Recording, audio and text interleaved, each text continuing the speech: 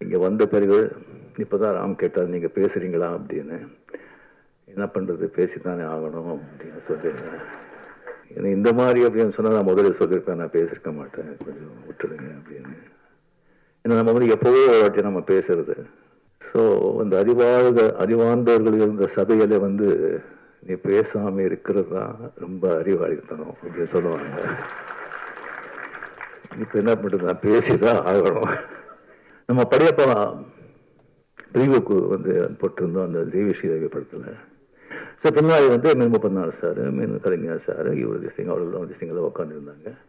நான் வந்து ஸ்டாலின் சார் எங்கே பார்த்தோம் சொன்னா முன்னாலே வந்து ஒரு 7 முன்னாலே போய் உட்காந்துருக்காங்க. ஸ்டாலின் சார் இங்கே வாங்க சொன்னோம். ஐயோ இல்லை இல்லை அப்படின்னு அவ்வளோ ஒரு மரியாதை. ஸோ இதை வந்து நான் வந்து இப்போ இங்கே விழா போகிறதுக்கு முன்னாலே முதல்ல வந்து என்ன பேசணும் அப்படின்னு சொல்றதை விட எதையோ பேசக்கூடாது அப்படின்னு சொல்லி லிஸ்ட் போட்டு எடுத்தேன். ஏதாவது அவங்க முதலே சொன்னாங்க, இது வந்து அரசியல்லே கிடையாதுங்க, அரசியல் பற்ற சம்பந்தமே கிடையாது.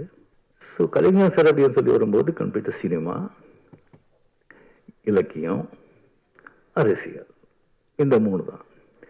எனக்கு சினிமா பற்றி அவரை பற்றி தெரியும், அதை பற்றி நான் நிறைய பேசியிருக்கேன். இலக்கியத்தை பற்றி அவருக்கு எனக்கு சரியாக வந்து அவ்வளோ தெரியல. அவருடைய இலக்கியங்கள், அவருடைய கவிதைகள், அவருடைய கதைகள் ஜாஸ்தி தான் படித்ததில்லை. வேறு அரசியல் தான். அது இங்கே பேசினா வந்து ரொம்ப ஜாகிரதையாக பேசணும். எப்பவுமே வந்துட்டு இந்த ஸ்கூல் டீச்சர் வரும்போது ஸ்கூல் டீச்சருக்கு இந்த நியூ ஸ்டூடெண்ட்ஸுக்கு வந்து ப்ராப்ளமே கிடையாது, ஈஸியா வந்து சமாளிச்சிடுவாங்க. பழைய ஸ்டூடெண்ட்ஸ் இருக்க பாருங்க,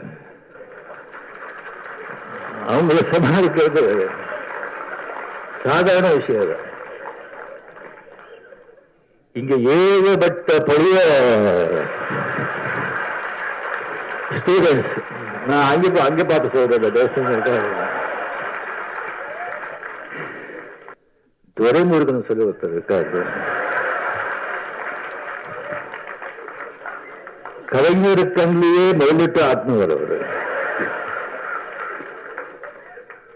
அவருக்கு ஏதாவது விஷயம் சொல்லி இப்படி பேரு அப்படி பண்றோன்னே எப்படி இருக்கு, அப்படி நல்லா இருக்கு அப்படின்னு சொன்னா அப்படியா சந்தோஷம் அப்படின்னு சொன்னா அது என்ன நல்லா இருக்குன்னு சொல்லி சந்தோஷம் சொல்றாங்களா, என்னடா இப்படி பண்றீங்க சந்தோஷம் சொல்றாங்களா, ஒன்றும் புரியாது. Sir hats off to you. இப்போ வந்து ராஜ்நாத் சிங்கை வந்து ஒரு பத்தி ½ அவர் பேசியிருக்காங்கன்னு சொன்னா அதை ராஜ்நாத் சிங் மட்டும் பேசிருக்க மாட்டாங்க, மேல இருந்து ஒரு உத்தரவு வந்திருக்கும். இங்க வந்த பிறகு இப்பதான் ராம் கேட்டார், நீங்க பேசுறீங்களா அப்படின்னு. என்ன பண்றது, பேசித்தானே ஆகணும் அப்படின்னு சொல்லியிருந்தேன். இந்த மாதிரி அப்படின்னு சொன்னா நான் முதல்ல சொல்லியிருப்பேன், நான் பேசியிருக்க மாட்டேன், கொஞ்சம் விட்டுடுங்க அப்படின்னு. ஏன்னா நம்ம வந்து எப்போவோ ஒரு வாட்டி நம்ம பேசுறது, இந்த பழக்கம் கூட பேசி பேசி இதெல்லாம் பேச்சாளர்கள் தான், அறிவாளிகள் தான்.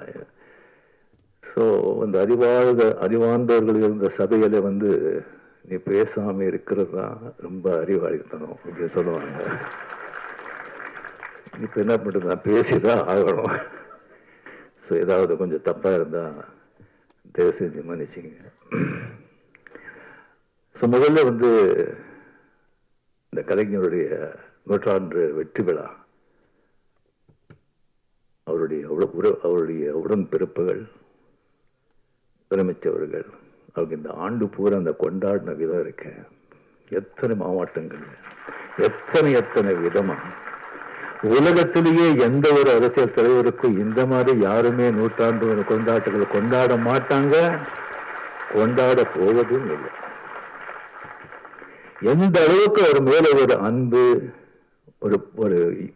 ஒரு பாசம் இருந்தா அது பேசுறவங்களுக்கும் சரி கேட்கறவங்களுக்கும் சரி கொஞ்சம் கூட சலிப்பு தட்டாம என்னமோ ராமாயணம் மகாபாரதம் கதை பிரவச்சனம் கேட்கிற மாதிரி ஒரு பக்தர்கள்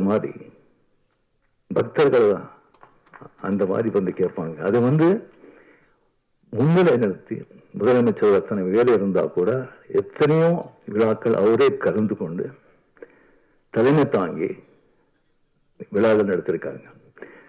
ஸோ நாம எல்லாருமே வந்து வெளியே பார்க்கிறோம். ஸோ வெளியே வந்து நல்லவங்க எல்லாம் வீட்லேயும் நல்லவங்களா இருக்கணும்னு சொல்ல முடியாது. வெளியவங்களுக்கு எவ்வளவு மரியாதை இருந்து கூட வீட்டில் கூட அதே மரியாதை இருக்குன்னு சொல்ல முடியாது. ஸோ அவர் கூடவே பிறந்ததில் இருந்து வளர்ந்து இருக்கும்போது 24 hours எந்தெந்த தருணத்தில் எந்தெந்த இதில் முக ஸ்டாலின் அவர்கள் அவர் அப்பாவை பார்த்துருப்பாங்க.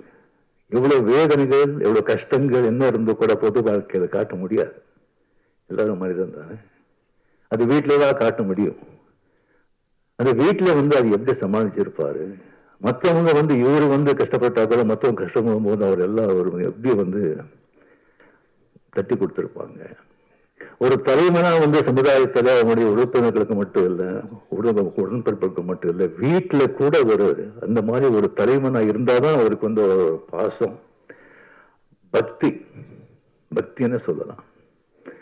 நம்ம படையப்பா பிரிவுக்கு போட்டிருந்தோம் அந்த தெய்வஸ்ரீதேவி படத்துல. ஸோ பின்னாடி M34 சார், கலைஞர் சார், இவர் திசிங்க அவரெல்லாம் திசிங்கெல்லாம் உட்காந்துருந்தாங்க. நான் ஸ்டாலின் சார் எங்கே பார்த்தோம் சொன்னா முன்னாலே ஒரு 7th முன்னாலே போய் உட்காந்துருக்காங்க. ஸ்டாலின் சார் இங்கே வாங்க சொன்னோம். ஐயோ இல்லை அப்படின்னு அவ்வளோ ஒரு மரியாதை, ஒரு ரெஸ்பெக்ட். அண்ட் இப்போ அவர் முதலமைச்சர் பதவி வகித்த பிறகு ஸோ இதை நான் இப்போ இங்கே விழா போகிறதுக்கு முன்னாலே முதல்ல என்ன பேசணும் அப்படின்னு சொல்றதை விட எதையும் பேசக்கூடாது அப்படின்னு சொல்லி லிஸ்ட் போட்டு எடுத்தேன். ஏதாவது அவங்க முதலே சொன்னாங்க, இது அரசியலே கிடையாதுங்க, அரசியல் பற்ற சம்பந்தமே கிடையாது, நீங்க இது மாதிரி கூப்பிட்டுருக்கோம், நீங்க இது பண்ணணும் அப்படின்னு சொன்னாங்க. ஸோ கலைஞர் சார் அப்படின்னு சொல்லி வரும்போது கம்ப்ளீட்டாக சினிமா, இலக்கியம், அரசியல், இந்த 3 தான். எனக்கு சினிமா பற்றி அதை பற்றி தெரியும், அதை பற்றி நான் நிறைய பேசியிருக்கேன். இலக்கியத்தை பற்றி அதுக்கு எனக்கு சரியா அவ்வளோ தெரியல. அவருடைய இலக்கியங்கள், அவருடைய கவிதைகள், அவருடைய கதைகள் ஜாஸ்தி தான் படித்ததில்லை.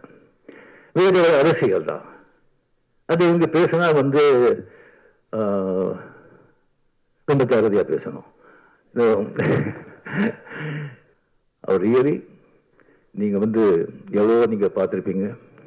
ஒரு ஸ்தாபன ஒரு கழக ஒரு பார்ட்டி ஸ்தாபனர் ஆகட்டும், அவர் தலைவர் ஆகட்டும், அவர் மறைஞ்ச பிறகு அதுக்கப்புறம் வர்ற ஒரு சந்தேகம் அது கட்டி காக்குறதுக்கு எவ்வளோ கஷ்டப்படுறாங்க, எத்தனை பேர் ஃபெயில் ஆயிருக்காங்க, எவ்வளோ திண்டாடிட்டு இருக்காங்கன்னு சொல்லி பக்கத்து மாற்றம் நடக்கிறதெல்லாம் நீங்க எல்லாம் கேள்விப்பட்டிருப்பீங்க, பார்த்துட்டு இருப்பீங்க. அது எவ்வளோ சர்வ சாதாரணமா அவர் செஞ்சு போயிட்டு இருக்காரு.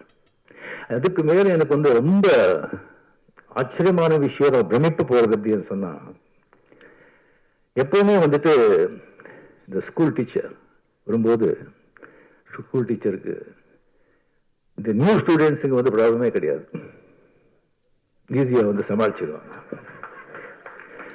பழைய ஸ்டூடெண்ட்ஸ் இருக்க பாருங்க,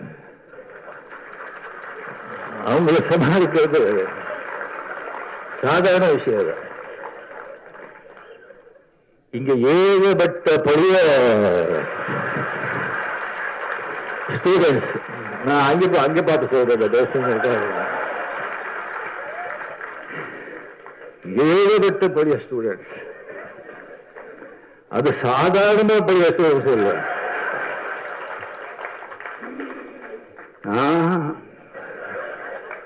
அசாத்தியமானவங்க. எல்லாருமே ஃபெயில் ஆயிட்டாங்க. இல்ல ரேங்க் வாங்கிட்டு அந்த கிளாஸ் விட்டு போக மாட்டோம்னு உட்காந்துருக்காங்க.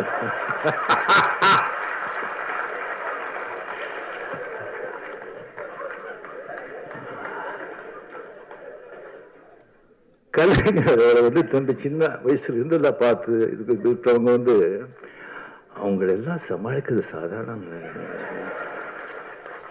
ஒருத்ததாங்க. துரைமுருகன் சொல்லி ஒருத்தர் இருக்காரு, கலைஞர் கண்ணிலேயே முதலிட்டு ஆத்மவர். அவருக்கு ஏதாவது விஷயம் சொல்லி இப்படி பேரு அப்படி பண்றோன்னே எப்படி இருக்கு, அப்படி நல்லா இருக்கு அப்படின்னு சொன்னா, அப்படியா சந்தோஷம் அப்படின்னு சொன்னா, அது என்ன நல்லா இருக்குன்னு சொல்லி சந்தோஷம் சொல்றாங்களா, என்னடா இப்படி பண்றீங்கன்னு சந்தோஷம் சொல்றாங்களா, ஒன்னும் புரியாது. Sir, hats off to you.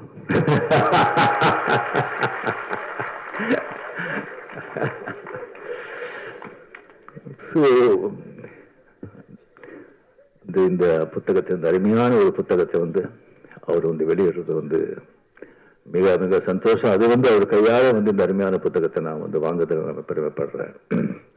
இந்த விழாவின் உண்மையான நாயகர் ஏவா வேலு அவர்கள். எனக்கு வந்து அவர் ஜாஸ்தி அவர் பற்றி வந்து தெரியாதுங்க.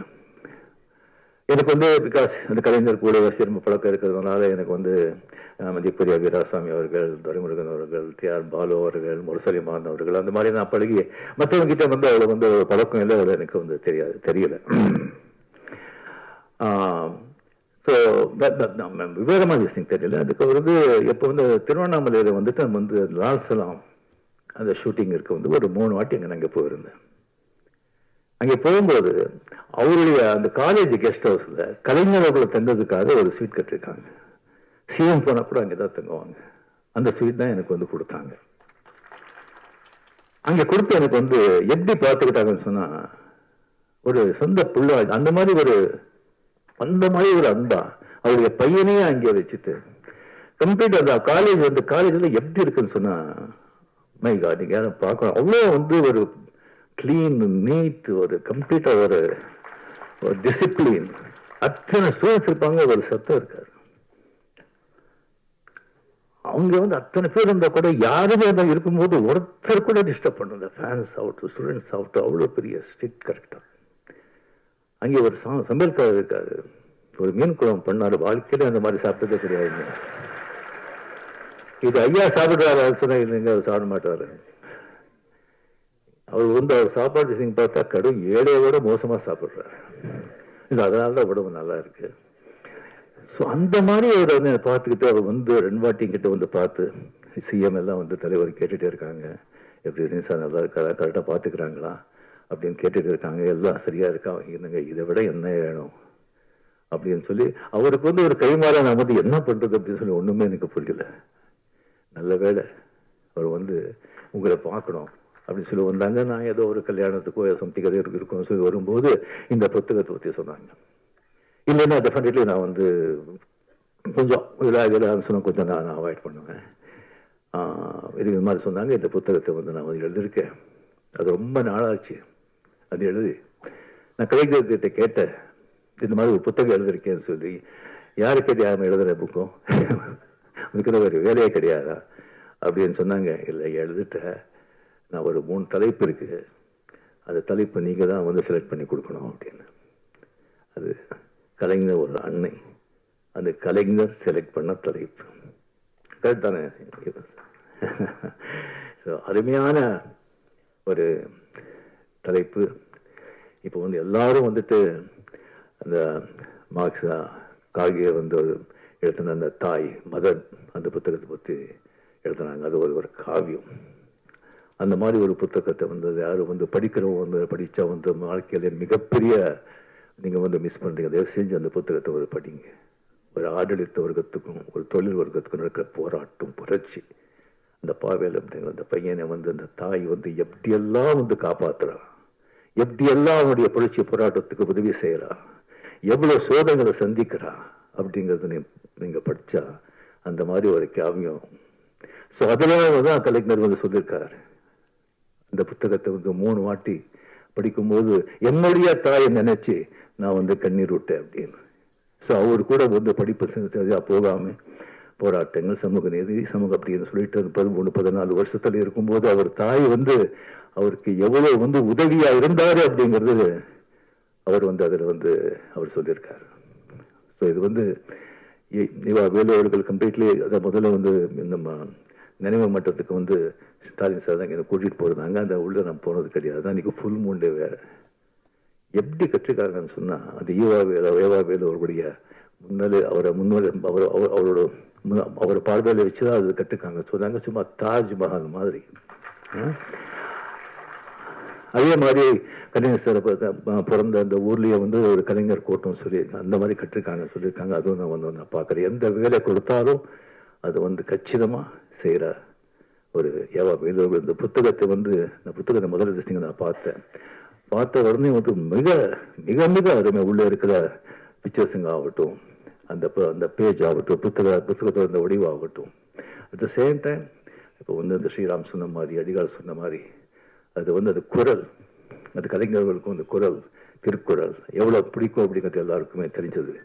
அந்த குரலை ஒன்னொன்னு எழுதி அதுக்கப்புறம் கலைஞருடைய அதனுடைய விளக்கத்தை கொடுத்து அந்த குரல் மாதிரி கலைஞர் எப்படி வாழ்ந்தார் அப்படின்றது ஒரு அத்தியாயமா பண்ணியிருக்காங்க. அதனால ஒரு காவியம் ஆயிருக்கு, அருமையான ஒரு காவியம். ஸோ அது முன்னுரை கூட இங்க அடிகார் அவர் சொன்ன மாதிரி சிஎம் அவர்கள் மிக அருமையாக எழுதியிருக்கார். அந்த முன்னுரை அருமையான புத்தகம். பட் என்னன்னா விலை தான் ஜாஸ்தி, 1000 ரூபாய். பட் அந்த குவாலிட்டிக்கு டிஃபெக்ட் அது தேவை. பட் எல்லாரும் அதை படிக்கணும்.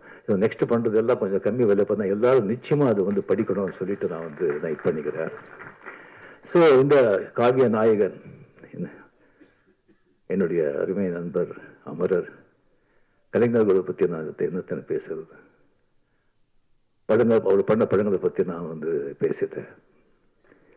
அதுக்கப்புறம் அவருடைய நான் சொல்லி இலக்கியத்தை பற்றி அவ்வளோ ஜாஸ்தி எனக்கு தெரியாது.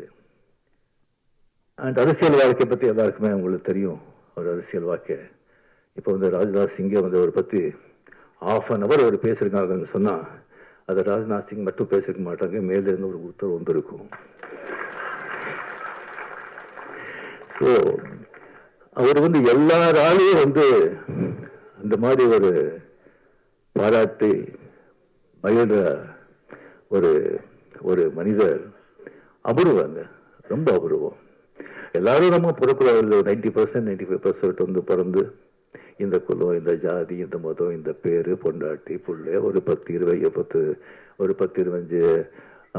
உறவினர்கள், ஒரு ஆபீஸ்ல வேலை செஞ்ச ஒரு 10-20 பேர், மொத்தமே ஒரு 50 பேர் அதுக்குள்ள வாழ்க்கை முடிச்சிடும். அந்த 50 பேரை சந்தோஷப்படுத்தி 50 பேர் முன்னாலே நல்லா வாழணும், சந்தோஷமா வாழணும் அப்படின்னு சொல்லி அதே போராடி செத்து போறோம்.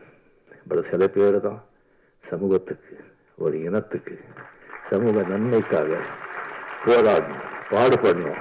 அப்படியே ஒரு சில பேர் தான். அது கலைஞர் அதில் ரொம்ப முக்கியமானவர், ரொம்ப முக்கியமானவர். அவர் சந்திச்ச சோதனைகள், விமர்சனங்கள் வேற யாராவது இருந்தா காணாம போயிருப்பாங்க. விமர்சனங்கள் வேணும், தேவை. அது ஒரு மழை மாதிரி இருக்கணும், புயல் மாதிரி இருக்கக்கூடாது. புயல் மாதிரி இருந்தா சரியா மரங்களே சாஞ்சி போயிடும். ஆனா இது ஆலமரம் வேறு ரொம்ப ஸ்ட்ராங்.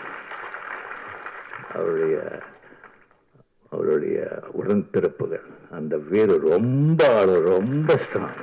அந்த மரம் அந்த மாதிரி ஒரு ஊக்க வச்ச மரம், அதை யாராலையும் அசைக்க முடியாது. இல்லைன்னா 12-13 வருஷம் ஆட்சியில் இருந்தால் கூட ஒரு கட்சியை காப்பாற்ற முடியுமா? 5 வருஷம் இல்லைன்னு சொன்னாலே திண்டாடுறாங்க. சாதாரண விஷயம் இல்லை. ஸோ அவரை பற்றி போக போக பெரிய இந்த மாதிரி பெரிய பெரிய மகான்களேன்னு சொல்லலாம். அவர் செத்த பிறகு இன்னும் புகழ் ஜாஸ்தி ஆகிட்டே இருக்கும். உங்களுக்கு தெரியும், பாரதியார் செத்தப்போ 15 பேர் இல்லை. இப்போ என்ன புகழ், என்ன இது, அந்த மாதிரி நாளுக்கு நாள் ஜாஸ்தி ஆகிட்டே இருக்கும். அவர் கூட இன்னும் எத்தனையோ புத்தகங்கள் வந்துட்டு இருக்கும். அவரை பற்றி படமும் எடுக்கணும்னு சொல்லி எனக்கு நான் கேட்டுக்கிறேன். ஸோ அவருடைய மிகப்பெரிய விஷயம் எந்த விமர்சனம் வந்தால் கூட ஒரு பெரிய ஒரு பத்திரிகை நண்பர் அவர் கலைஞர் நிறைய இன்டர்வியூ பண்ணியிருக்காங்க. அவர் என்கிட்ட ஒரு வாட்டி சொன்னார், விமர்சனம் கேட்டு விமர்சனங்கள் எப்படி அவர் எடுத்துக்கிறாங்கன்னு சொன்னால், அந்த விமர்சனம் அந்த விமர்சனம் யார் எழுதுனது அப்படின்னு சொல்லி பார்ப்பாங்க. அவனுடைய தராதரம் பார்ப்பாங்க, அவனுடைய பேக்ரவுண்ட் பார்ப்பாங்க, அவன் யாராவது ஏவி விட்டு எழுதுறானான்னு பார்ப்பாங்க, இல்லை பணம் கொடுத்து வாழ்றான்னு பார்ப்பாங்க, அவனுடைய ஞானம் என்னன்னு பார்ப்பாங்க. அதை பார்த்துட்டு அது அப்படின்னு சொன்னால் நெக்ஸ்ட் அதை பார்க்கவே மாட்டாங்க. அதை பற்றி அவன் எழுதுறான் பார்க்கவே மாட்டாங்க. நல்லா அறிவு கரெக்டாக திஸ்டிங் கிரிட்டிசைஸ் பண்ணி கரெக்டாக திஸ்டிங் பண்ணால் அதை தப்புறாமல் அதை படிப்பாங்க. படிச்சுட்டு ஏதாவது தப்பு இருந்தால் அவர்கிட்ட கேட்பாங்க, நான் இதனால தான் இதை பண்ணேன், இதனால தான் இதை செஞ்சேன் அப்படின்னு சொல்லி அவர் கேட்பாங்க. அது ஒரு மிகப்பெரிய ஒரு குணம். இப்போ விமர்சனம் செய்யறாங்க, விமர்சனம் செய்யுங்க. பட் மனசு யாரையும் நோகடிக்காதீங்க. ஸோ அதுக்கப்புறம் அவர் பிரஸ்ஸை சந்திக்கிறது. இப்போ யார் பிரஸ்ஸை சந்திக்கிறாங்க? யாரும் சந்திக்க மாட்டாங்க. அவ்வளோ கஷ்டம், அவ்வளோ ஈஸி இல்லை. பட் ப்ரெஸ்ஸை பார்த்தா சந்திக்கிறதுக்கு கலைஞர்களுக்கு ஒரு யானை கரும்பு மாதிரி ப்ரெஸ்ஸுக்கு பார்த்தாலே போதும், அவர் தெரியாமலே ஒரு சிரிப்பு வர ஒரு கை தான். ஈவன் அந்த பத்திரிகையாளர்கள் கூட அது எதிர்கட்சி ஆள் இருக்கலாம், அவனுக்கு கூட பதில் கேட்கும்போது அது சந்தோஷமா அதை அவ்வளோ ஸ்பான்டேனியஸா, அவ்வளோ ஞானமா, அவ்வளோ தெளிவா, நக்கலா, எங்க சொல்லணும் சொல்லிட்டு அப்படி சொல்லிட்டு அப்படி போயிட்டே இருப்பாங்க. அதெல்லாம் யாருக்கும் அது சர்வ சாதாரண ஒரு விஷயம் இல்லை. அந்த பேச்சாளர், எத்தனையோ பேச்சாளர் இருக்காங்க, ஒவ்வொருத்தருக்கும் ஒரு பாணி இருக்கும். சில பேச்சு எல்லாம் பொதுவாக நீங்க பேச்சாளர் நல்ல பேச்சாளர் அப்படிங்கிறது சொன்னா அங்கங்க கேப் கொடுப்பாங்க, சில இடத்துல அழுத்துவாங்க, சில இடத்துல ரோஷமா பேசுவாங்க, சில இடத்துல சோகமா பேசுவாங்க, சில இடத்துல கர்ஜிப்பாங்க. ஆனா கலைஞருடைய பேச்சு பார்த்தீங்கன்னா சும்மா வீணை மாதிரி ஒரே சுரத்தில் இருக்கும், ஒரே சுரத்தில் இருக்கும். அங்கே கேட்கிறவங்க கிட்ட இருந்துல துள்ளல், சிரிப்பு, கோபம், சோகம் அப்படி வரும். அது பேச்சுடைய அவருடைய திறமை. ஸோ இது அவர்கிட்ட நடந்தது. அவர் எப்பவுமே ஒரு சந்தோஷமா பார்க்கும்போது, வாங்க எப்படி இருக்கீங்க, நல்லா இருக்கீங்களா, ஷூட்டிங் எது அப்படின்னு விசாரிப்பாங்க. முதல்ல ஷூட்டிங் எது விசாரிப்பாங்க, ஏன்னா அதுதான் என் தாய் வீடு. விசாரிப்பாங்க. சந்தோஷம் எப்பவுமே. 2 தடவை அவர் சோர்ந்து போய் ரொம்ப சோகமா வாங்க அப்படின்னு சொன்னது. ஒண்ணு முரசொலி மாறன் அவர்கள் அப்போலோ ஹாஸ்பிட்டல் அட்மிட்டா இருக்கும்போது அங்கே அந்த ரூம்ல உட்காருக்கும்போது ரொம்ப சோகமா இருந்தார். 2வது தடவை செக்ரட்டரியேட்ல வீரப்பன் ராஜ்குமார் எடுத்துட்டு போகும்போது அப்போ வாங்க, ரொம்ப சோகமா இருந்தாரு, இப்படி பண்ணிட்டாரு, என்ன பண்றது அப்படின்னு சொல்லி அந்த 2 டயத்துல தான் அவர் தான் பார்த்தது. மிச்ச டயத்துல அவர் சிஎம் இருந்தாலும் ஒண்ணுதான், சிஎம் இல்லைன்னாலும் ஒண்ணுதான். அவரு சிஎம் எப்படி சொன்னா வீட்டுக்கு முன்னால நிறைய போலீஸ் பாதுகாப்பு இருக்கும். ஆஹா இப்போ சிஎம் இல்லைன்னா எந்த வித்தியாசமும் தெரியாது. சிவாஜி படம் நீங்க பார்த்திருப்பீங்க. மொத்தம் அரசியல்வாதிகளை சாடி அரசியல்வாதிகளை விமர்சனம் பண்ணி, அரசாங்கத்தை விமர்சனம் பண்ணி, லஞ்சத்தை பத்தி சொல்லி அது எடுத்த படம். அது அந்த கதை தெரிஞ்சிருந்தும் சிஎம் அவர்கள் அந்த படத்தை பார்த்தாங்க. படத்தை பார்த்த பிறகு வைரமுத்து சார், வைரமுத்து அவர் கூட படத்தை பார்த்தாங்க. பார்த்த பிறகு வைரமுத்து அவர்கள் சொன்னாங்க, சார் உங்களுக்கு ரொம்ப தைரியம், இந்த மாதிரி படம் எடுத்து சிஎம் பக்கத்துல உட்கார்ந்து பாக்குறீங்களே அப்படின்னு. படத்தை பார்த்து சிஎம் கலைஞர் அவர்கள் சொன்னாங்க, அப்படியே பார்த்து நமக்கும் இதெல்லாம் ஒழிக்கணும், நல்லது பண்ணணும்னு ஆசை அப்படின்னு சொல்லி பெரும் மூச்சுட்டார். அந்த மூச்சுல பல 1000 விஷயங்கள் இருந்தது. அதுக்கப்புறம் வைரமுத்தவர்கள் சொன்னேன், நான் பார்த்தது முக்கியம் இல்லைங்க, இந்த மாதிரி படத்துக்கு வெற்றி விழாவுக்கு நான் கலந்துக்கிறேன்னு சொல்லியிருக்காங்க, அது தைரியம், அது தைரியம். அங்கே அத்த வெற்றி விழாவில் கலந்து கொண்டு எல்லாரையும் புகழ்ந்து எல்லாருக்கும் கேடியை கொடுத்து அவ்வளோ சந்தோஷப்பட்டாங்க. அவர் எனக்கு உடம்பு சரியில்லை, அப்போ ஹாஸ்பிட்டல் விசிட்டிங் இருந்தேன். எந்திரிச்ச கொஞ்சம் மூச்சு திறன் ஹாஸ்பிட்டல் இருக்கும்போது மார்னிங் நான் பார்க்குறேன், மஞ்சளை கிள்ளி போட்டு அந்த வண்டியில் அப்படியே நிற்கிறாங்க முன்னால. எனக்கு ஒன்றும் தெரியல. கொஞ்சம் அப்படியே கிட்ட வந்தாங்க. கிட்ட என் கை பிடிச்சிட்டு கண்ணில் தண்ணி வெளியே வருதுங்க. நான் என்ன பண்ணேன், அவங்களுக்கு எவ்வளோ ஒரு அன்பு பாசம். கொஞ்ச நாள் பிறந்தவருக்கு சொன்னா நீங்களாம் கூடவே இருக்கும்போது அவங்களுக்கு எப்படி இருக்கணும், உயிரே கொடுத்துடலாம். அவளை கண்ணில் தண்ணி வச்சுட்டு கையில அப்படியே தடவினாரு. அந்த கை இந்த பூவை விட அவ்வளோ சாஃப்டா இருக்குங்க, அவ்வளோ சாஃப்ட். என் வாழ்க்கையிலேயே அவர் விட்ட அந்த கண்ணீர், அந்த ஸ்பர்ஷம் என்னால் மறக்கவே முடியாது. இந்த மாதிரி ஒரு பெரிய ஒரு மகான் அவரை பற்றி பேசிட்டே போகணும்.